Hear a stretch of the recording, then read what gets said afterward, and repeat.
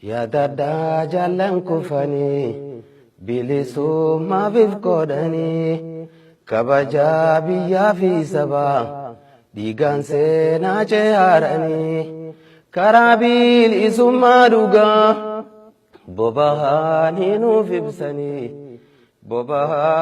nuuf ibsanii gootaan qaleessa fi har'a falmattooti bilisummaa Oromoo yaadatu qabna ifkoodhaanii walabummaa lubbuun namoota kettumaa tallagoon qabaanne humaa isaanis finnee namaati jibbaniiti haddaa gabrummaa yaadachuudhaan nurraa jira qabsoodhaan buunee faanarraa.